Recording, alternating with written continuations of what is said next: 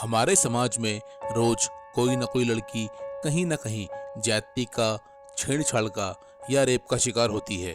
अगर हम हर साल या कहें कि हर महीने के आंकड़े देखें तो प्रति माह 86 रेप केस हमारे देश में रजिस्टर्ड होते हैं।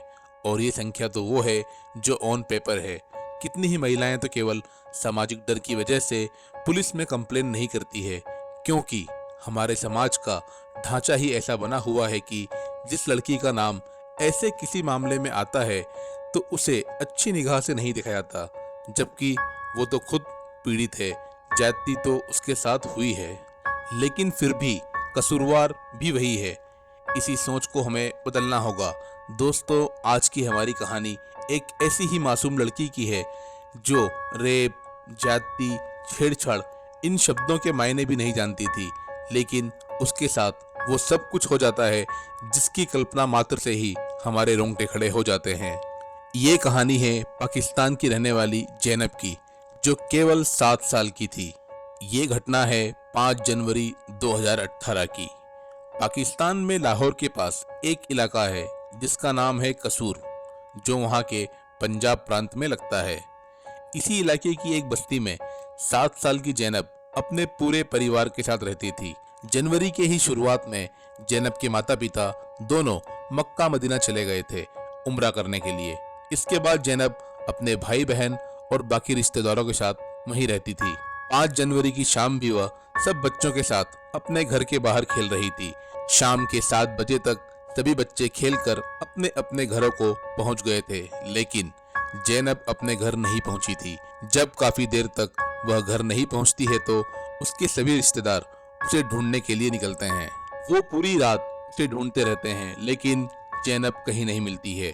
पूरी रात ढूंढने के बाद अगली सुबह पुलिस में कंप्लेन दर्ज करवाई जाती है। पुलिस भी अपनी पूरी कोशिश करती है, लेकिन जैनब कहीं नहीं मिलती है।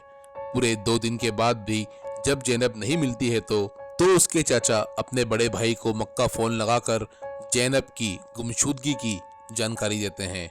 ये खबर सुनते ही उनके होश उड़ जाते हैं। काफी छुपाने के बाद भी वह अपनी बीवी से ये बात नहीं छुपा पाते हैं। जैनब की खबर सुनते ही उसकी माँ का रो रो कर बुरा हाल हो जाता है। दोस्तों, बच्चों को कुछ हो जाए तो माँ पर क्या बीतती है ये हमें आपको बताने की जरूरत नहीं है। माँ के उस दर्द को दुनिया का कोई शख्स नहीं समझ सकता है। अगले ही दिन जैनब के माता पिता पाकिस्तान वापस आ जाते हैं। आज जैनब को गुम हुए पूरे 4 दिन हो गए थे। आसपास के पूरे इलाके के लोग जैनब को ढूंढ रहे होते हैं, क्योंकि जैनब थी ही इतनी मासूम। जो कोई उसकी तस्वीर देखता उसकी आंखें नम हो जाती थी कि आखिर इतनी प्यारी बच्ची कहाँ चली गई। लेकिन ये तो अभी पहला पड़ाव था। पूरे 5 दिन बीत जाने के बाद जैनब के घर से केवल कुछ मीटर की दूरी पर एक कूड़ा घर था। छठे दिन सुबह सुबह एक कूड़ा बीनने वाले की नजर कूड़े में दबी हुई एक लाश पर पड़ती है। लाश देखकर वह घबरा जाता है और तुरंत पुलिस के पास जाता है। पुलिस वहां आती है और साथ में जैनब के घर वालों को भी खबर करती है। पूरे 5 दिन से वह लाश वहीं पड़ी हुई थी, इसलिए उसकी स्थिति काफी खराब हो चुकी थी। लेकिन जैनब के माता पिता उस लाश को देखते ही अपनी बच्ची को पहचान लेते हैं। वो लाश जैनब की ही थी, जो पिछले 5 दिन से अपने घर के पास एक कूड़े के ढेर में दबी हुई थी। जैनब की बॉडी मिलने के बाद पुलिस अपना काम शुरू करती है। बॉडी को सीधे पोस्टमार्टम के लिए वहां से ले जाया जाता है, लेकिन पोस्टमार्टम की रिपोर्ट में जो खुलासा होता है वह लोगों के गुस्से में पेट्रोल डाल देता है। दरअसल पोस्टमार्टम में ये मालूम पड़ता है कि जैनब को गला घोंट के मारा गया था और मारने से पहले उसके साथ जबरदस्ती की गई थी। दोस्तों, रिपोर्ट के बारे में ज्यादा बताना नैतिकता का उल्लंघन होगा, इसलिए हम माफी चाहते हैं। हमारा उद्देश्य किसी की भी भावनाओं को ठेस पहुंचाना नहीं है, बल्कि केवल लोगों को और समाज को जागरूक करना है। जैसे ही ये पोस्टमार्टम की रिपोर्ट सामने आती है, पूरे पंजाब प्रांत, फिर लाहौर, इस्लामाबाद और फिर पूरे पाकिस्तान में कोहराम मच जाता है। लोगों का गुस्सा काबू करना उस वक्त पुलिस के दायरे से भी बाहर हो जाता है। पूरे पाकिस्तानी मीडिया में यह खबर ब्रेकिंग न्यूज बन जाती है। कई चैनलों पर तो इस केस को भारत के निर्भया कांड के समकक्ष रखा जाता है और ये दोनों खबरें एक साथ चलाई जाती है और फिर वह होता है जो पाकिस्तान के इतिहास में कभी नहीं हुआ था। निर्भया केस की तर्ज पर ही पूरे पाकिस्तान में कैंडल मार्च होता है, जैनब फॉर जस्टिस का कैंपेन चलाया जाता है। सोशल मीडिया पर जब जैनब की तस्वीर लोग देखते हैं तो उसकी मासूमियत, उसकी भोली सूरत देखकर और फिर जो उसके साथ हुआ उसके बारे में सोचकर उनकी आंखें नम हो जाती है। इसी के साथ पूरे पाकिस्तान में लोगों की बस यही मांग थी कि किसी भी हालत में इसके कातिल को पकड़ा जाए और 20 शहर में फांसी दी जाए। इस केस में पहली बार ऐसा हुआ था कि पूरा पाकिस्तान एकजुट हो गया था। केवल कराची या लाहौर में नहीं बल्कि पूरे पाकिस्तान के हर छोटे बड़े शहर में जैनब के इंसाफ के लिए मांग उठाई जा रही थी। इतने बड़े स्तर के प्रदर्शन को देखकर सरकार भारी दबाव में आ जाती है। उस वक्त के पाकिस्तान के पीएम शहबाज शरीफ व्यक्तिगत तौर पर इस पूरे केस में इन्वॉल्व होते हैं और फिर पुलिस को अल्टीमेटम दिया जाता है कि जल्द से जल्द कातिल को पकड़ा जाए। सरकार के साथ साथ वहां की सुप्रीम कोर्ट भी इसमें इन्वॉल्व होती है और पुलिस को 72 घंटे केवल 3 दिन का समय दिया जाता है इस केस को सॉल्व करने के लिए। सुप्रीम कोर्ट के दखल के बाद पंजाब प्रांत की पुलिस चौतरफा दबाव में आ जाती है और एक टीम गठित करती है। इस केस में पाकिस्तान की पुलिस ने जो इन्वेस्टिगेशन किया था वह भी इससे पहले पाकिस्तान के इतिहास में कभी नहीं हुआ था। पुलिस उस पूरे इलाके के हर छोटे बड़े बदमाश को उठा लेती है, यहाँ तक कि हर वो शख्स जिसका नाम किसी भी तरह से लड़कियों के किसी भी मामले से जुड़ा था, उस हर शख्स को पुलिस उठा लेती है और अपने तरीके से पूछताछ करती है। लेकिन निराशा ही पुलिस के हाथ लगती है। अब पुलिस पर दबाव और बढ़ जाता है। सुप्रीम कोर्ट से मिला हुआ 72 घंटे का अल्टीमेटम भी बहुत तेजी से गुजरता है।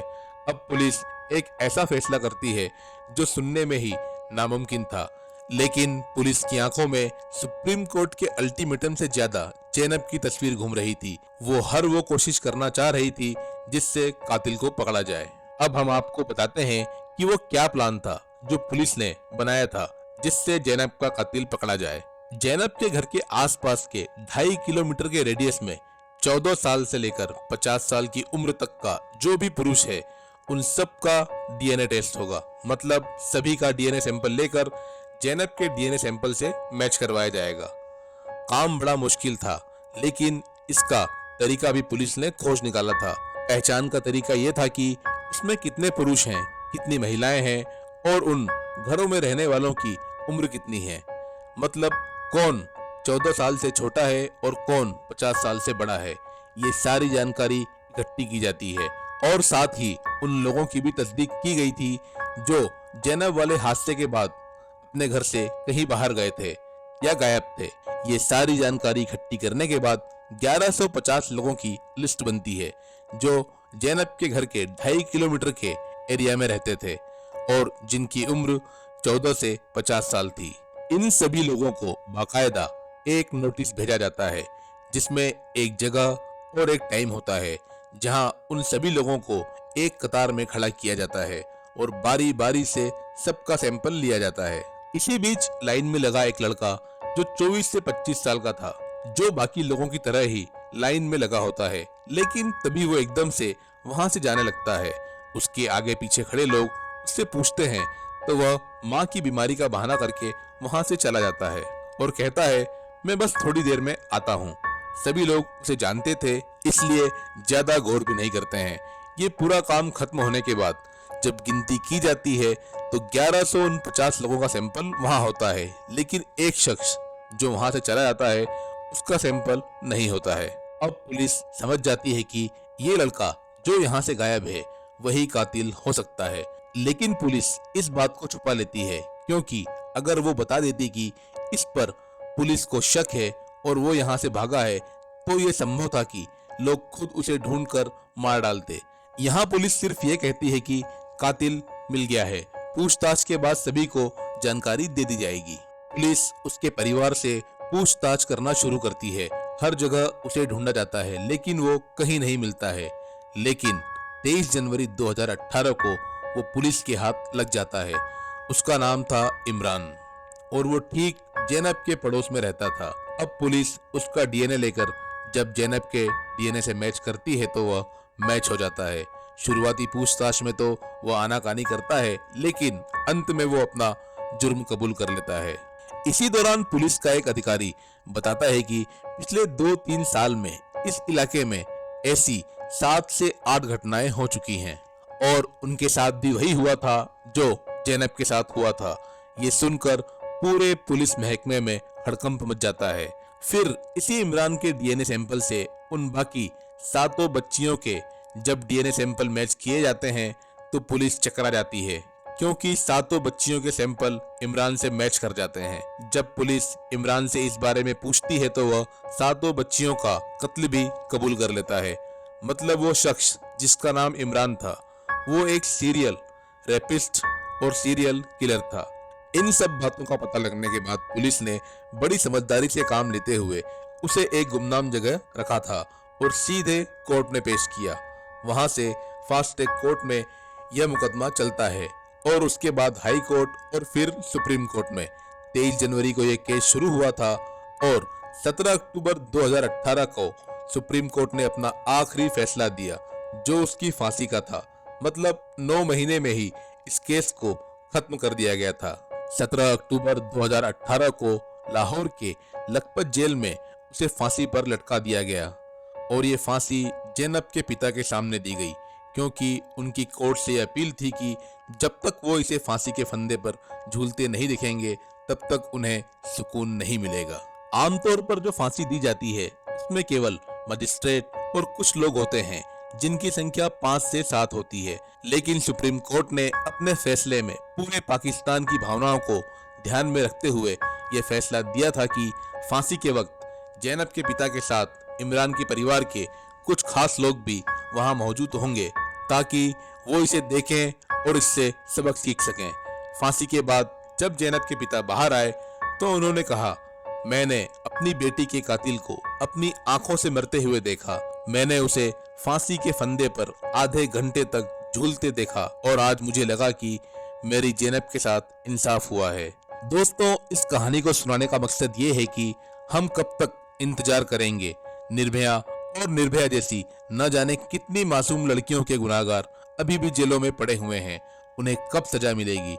जब हमारे पड़ोस के देश में केवल 9 महीने में सजा दे दी जाती है तो हमारे यहाँ ऐसे दरिंदों को क्यों नहीं दी जाती है? ये सोचने का विषय है। दोस्तों, वीडियो अगर अच्छा लगे तो लाइक और शेयर जरूर करें और साथ ही हमारे चैनल को सब्सक्राइब करना ना भूलें। मिलते हैं दोस्तों अगली कहानी के साथ। धन्यवाद।